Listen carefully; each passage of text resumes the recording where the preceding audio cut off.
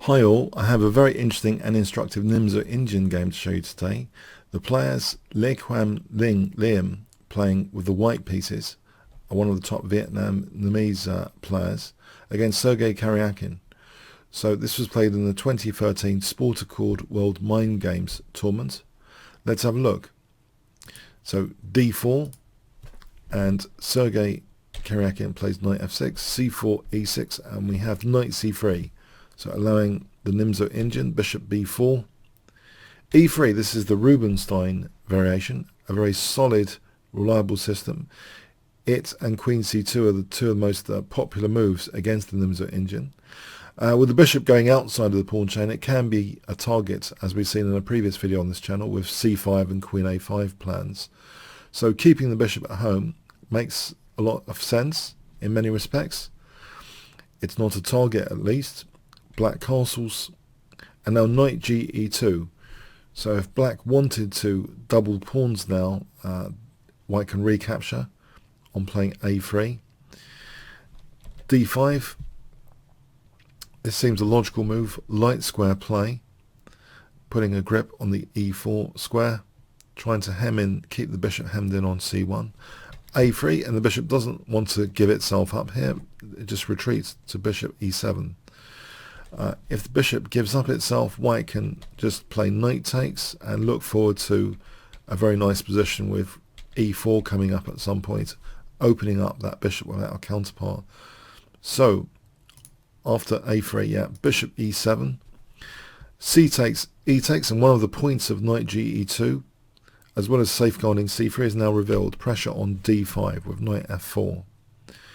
Black reinforces this d5 pawn. And also a parking space is made available, actually, the c7 square.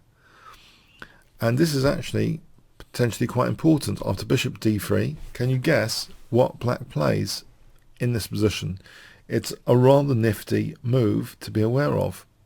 So if I give you 5 seconds, this is an opening test. What would you consider here a good move?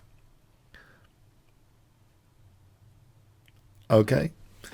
Really interesting move. They say knight on the rim is dim, but here it can re-centralize, and it's going to use that c7 parking space made available by c6. If white wants to double black's pawns here, giving up the light square bishop with dark square pawns means these light squares are more vulnerable. White actually ignored that. White just castled. Let's have a look at, say, bishop takes a6. So you might think this is good, but as an example, black can try and potentially liberate the bishop to a6. Here, if white tries to get a clamp on the c5 square, say we have this position, or the bishop can go to f5 anyway, and it's very, very comfortable for black, at least equal. So knight a6 is very, very interesting. So white just castles, and now knight c7. And the point here is, this rook hasn't moved yet, and it actually might be useful in its default position if later knight e8 and f5 is played to try and clamp down on e4, which liberates the bishop. This has a lot to do with liberating the bishop with e4. This idea of using this knight rather than the more long-winded knight d7 to f8 to e6 would mean the rook would have to move. But black is playing extremely ambitiously, trying to use that default rook position here, making use of this knight to challenge white's most aggressive piece, the f4 knight. We have bishop d2, and that piece is challenged now with knight e6. White retreated knight fe2 here. If white took on e6, bishop takes, as an example, black can look forward to a very nice bishop pointing at a soft spot with bishop d6. If white tries f3, this position is going to be quite nice. Black was threatening there potentially c5. So if white wants to clamp down on black playing c5, black could renew the possibility, and it's just quite comfortable for black here. There's no problems in this position. It's about equal. So, okay, so knight takes e6 was playable. Knight fe2. We have a5, prophylaxis against the potential minority attack. So the minority attack, when a minority of pawns advances to attack a majority of pawns and inflict structural damage. So say b4, b5 taking would isolate this pawn and leave this pawn backwards. So a5 is a good prophylaxis move to dissuade b4 for a moment. We see rook c1, and now knight e8, making use of that default rook which hasn't moved. So this is quite a nifty plan to try and clamp down this key e4 square. We see f3, so white is interested in playing e4 in principle, f5. And the knight's also, of course, putting pressure on d4. This is a nice central position where d4 is being attacked. So dissuading in this way as well, d4 sensitivity. King h1. But let's have a look at this position concretely at e4 to see if there's any gambit, etc. D takes. And here, knight takes d4. Doesn't backfire too badly, at least maintains equality. Even if white gets a seemingly aggressive position like this, this should be okay. And there's another way of playing it with just king h8 here instead of taking on d4. And yeah, say this position, it's going to be about equal anyway. So e4 is not really that playable, even though it does liberate the bishop. So king h1.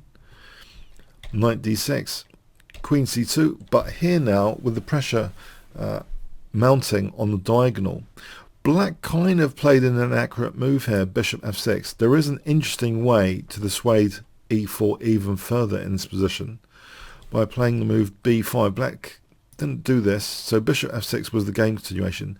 But let's say b5 was played, e4, the point is b4, and there's a bit of punishment now. With that e4, taking out white's light square bishop and winning a pawn. This is going to be absolutely winning. But whatever white does here, say rook b1, taking, bishop b4, black ends up basically a pawn up with a solid advantage. So b5 is a very, very interesting move as an alternative to the game continuation. So let's have a look at that again. If e5 here, though, this might be the best choice for white to try and exchange off things. And it should be at least equal, though. Black's looking in a great shape here. But anyway, bishop f6. And white misses his chance, actually, to play and liberate the position with e4 here. It may be the best move. White actually played bishop e1. If white plays the move e4 instead, then, for example, knight takes d4, this position, white should have a small edge. That d5 is vulnerable. And if f takes e4 and knight c4, white can actually give up the light square bishop here and look at black's pawn structure. White has a very solid, nice position here with a small edge.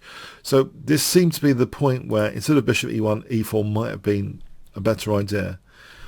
We have bishop g5 hitting e3, that's protected. Now g6, rook cd1, now knight c7, knight f4, knight e6, knight goes back, knight c7, and white rejects a repetition actually here, plays rook fe1, we have rook e8, so increasing the bind potentially on e4, knight c1, bishop e6, bishop g3, and now with the bishop threatening positionally to go to e5, that's challenged with a kind of pin against the rook.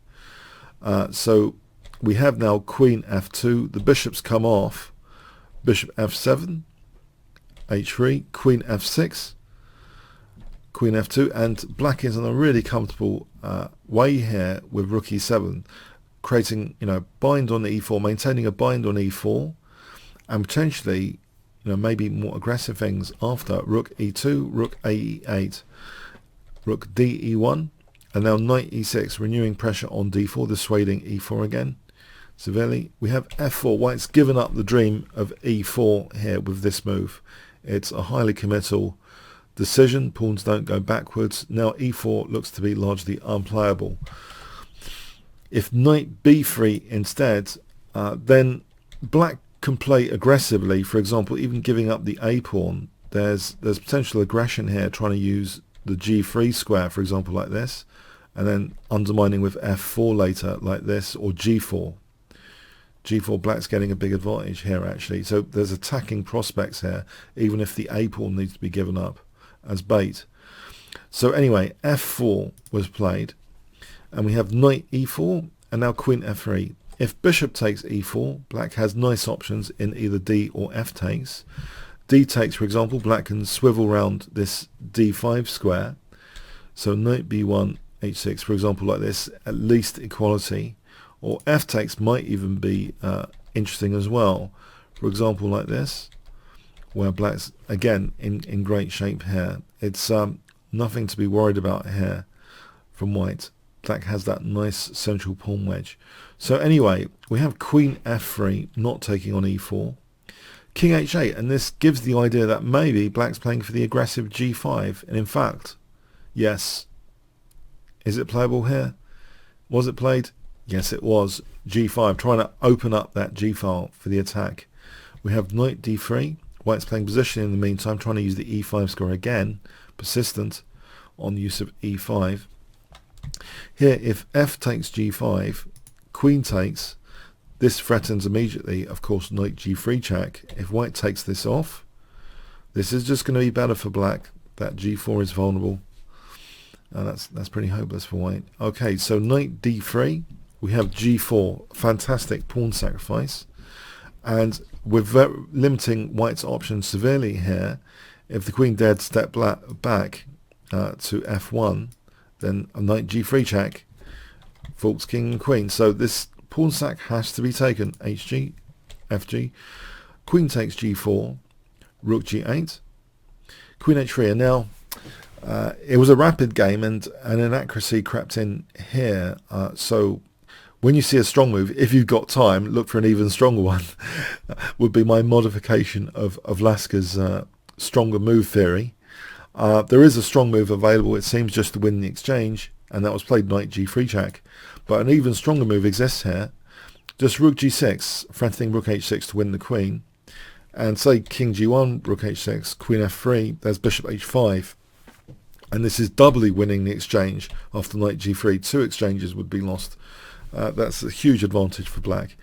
If we look at this again, this variation, instead of queen f1, if g4 here, that's just running into bishop takes g4 and rook g7, winning the queen like that, with a huge advantage for black. So knight g3 check, though tempting to win the exchange.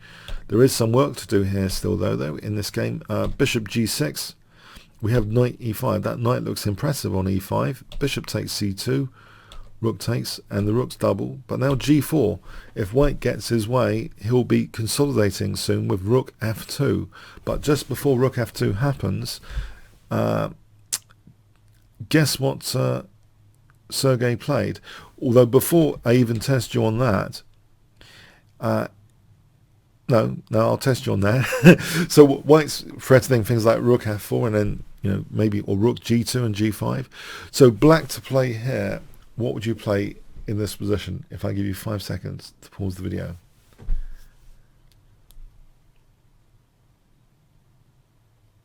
Okay, this really wrecks white's pawns. Knight takes f4, weakening white's king potentially. E takes, queen takes, and now d4 is hit, and along with d4, e5 would go. So this is a real undermining combination, winning 2 pawns immediately and about to win a third. So it's a rook versus 2 knights, but black will have an extra pawn or 2 coming up. If black ends up taking this pawn, 1, 2, 3, 4, 5 against 1, 2, 3.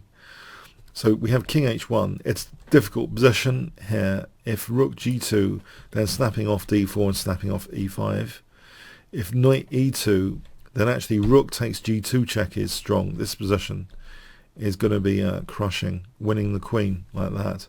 So white's king is also pretty exposed in this position. It's very, very difficult. We have king h1, queen takes d4, undermining e5. That's protected. Now queen f4. So this is setting up a lot of interesting possibilities. We have queen h2 being played, trying to exchange off queens. If, the rook can't move because the queen takes e5. If the knight goes to d1, then rook f8 seems strong. For example, like this, check. And taking here, this is actually remarkable, this position, for rook e7 winning, because the e-pawn crashes through. The knights are just stumbling around. So anyway, so we have actually queen h2. check, queen f6, queen d4, then we have rook f8. Here, if you might be considering h5, but actually in this position, rook f2 might be good. For example, this, and because of this queen pointing a line to the king, rook takes g4 is impossible because it's knight takes g4 is check. So that's a disaster for black. So if we get this position, black's actually in a bit of trouble here, and if he has to sack the exchange, it's going to be actually better for white. So very, very important not to play h5, it seems. So we have rook f8. Yes, there was some work to do the way it was just winning that exchange. So Lasker was right. If you don't find the stronger move at the time, expect a much longer game and much more resistance sometimes. King h2. But now another energetic move to try and damage white's king safety. What does black play here? What would you play? Okay, h5, just opening up the g-file, taking away escape squares from the king. But the queen is guarding h4, so what is needed here? Okay, another little test, 5 seconds, pause the video, black to play. c5, just gently nudging the queen, trying to gently nudge the queen away from h4. We have queen d3. The queen can't really persist with ridiculous moves like that. b5, for example, is going to be, there's all sorts of strong moves. So queen d3. Now we have queen h4 check. And this is terrible for white's king after check. And now queen c1. White has to resign here. He'll be mated on king h2. Let's put this on the board. If he played on, then common square queen g1 for the rook and queen is checkmate. So there's a really interesting kind of theoretical novelty in this game, this quirky looking knight a6, and this is one of the many amazing resources to be found in this free course. Actually, this is the short and sweet version of the NImzo engine component. So I am Chess Explained, and a very, very strong FIDE master, FM Daniel Barish, involved in this course, the NImzo engine course. You can see that at Kingscrusher TV/NImzo. So check that out. It's a free course to check out. Lots of variations to train on. And this is just one of the kind of model games which help create one of the key variations with knight a6, influenced by Sergey Karjakin and other top players playing knight a6. Okay. Thanks very much.